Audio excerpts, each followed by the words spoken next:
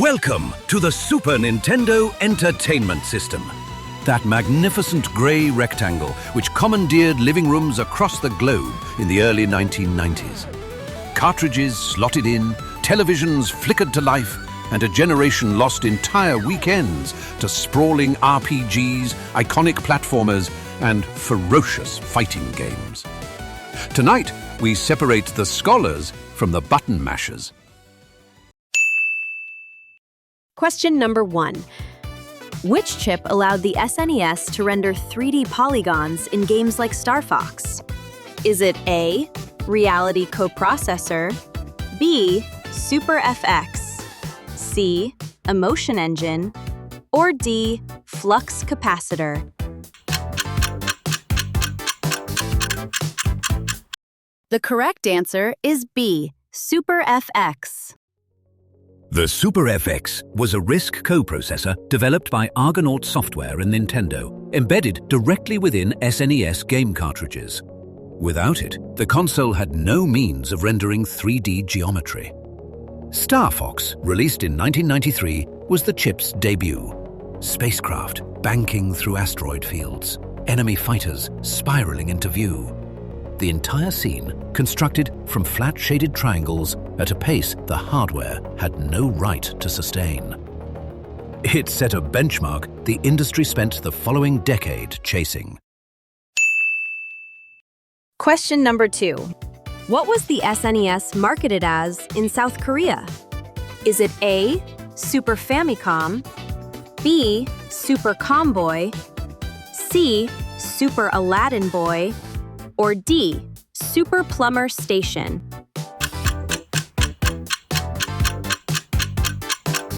The correct answer is B, Super Comboy.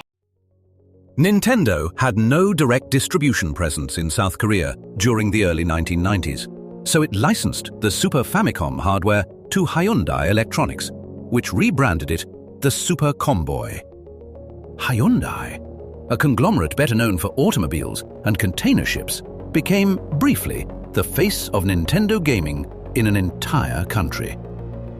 The console was functionally identical to its Japanese counterpart, down to the cartridge format and controller ports, though bearing a considerably more industrial logo.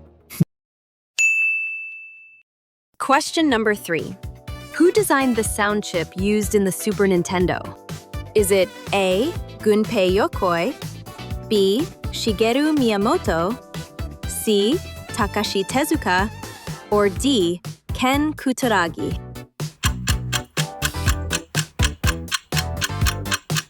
The correct answer is D, Ken Kutaragi. Ken Kutaragi was a Sony engineer who, without explicit company approval, collaborated with Nintendo in the late 1980s to design the SPC-700, the audio chip at the heart of the Super Famicom. Kutaragi joined Sony in 1975, then secretly worked with Nintendo to produce the SNES sound chip around 1988, before using that experience to pitch and launch the PlayStation in 1994. Nintendo's console, without intending to, had financed the creation of its most formidable future rival. Question number 4. What technology did Nintendo use to deliver exclusive games to the SNES in 1990s Japan? Is it A, telephone line, B, cable TV box, C, floppy disk drive, or D, satellite dish?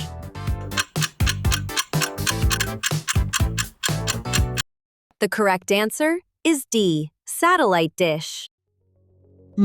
A satellite dish. Quite so.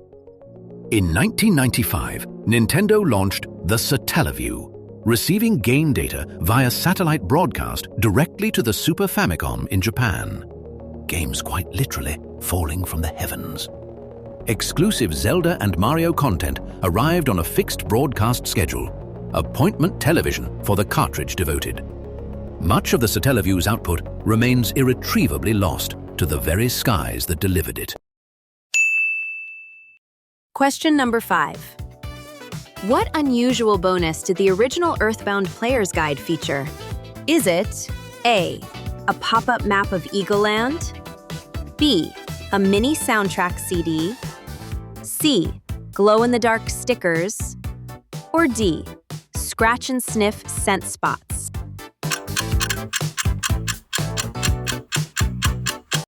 The correct answer is D. Scratch and sniff scent spots. Earthbound arrived in North America in 1995, accompanied by one of the most elaborate player's guides Nintendo had assembled. Alongside maps and enemy data, the guide contained scratch and sniff scent patches keyed to various in-game locations. Pine forests, a seaside town, something approximating a roadside diner. It was part of a broader marketing campaign that declared, with conspicuous commitment, "This game stinks." The campaign failed to move units. The guide, however, remains a prized collector's artifact. And now, let us see how we've all fared. If you got none or one correct, you are Dusty the Cartridge Blower, a soul of admirable dedication, and, it must be said, rather fewer correct answers. And if you got 2, 3, or 4 correct, you are the Turbo Tapper, a competent enthusiast who clearly owned the console and may even have read the manual. But if you got all 5 correct, you are the Super FX Sage, a titan of 16-bit scholarship, and frankly, the only person here who has genuinely earned my admiration. Do save your progress.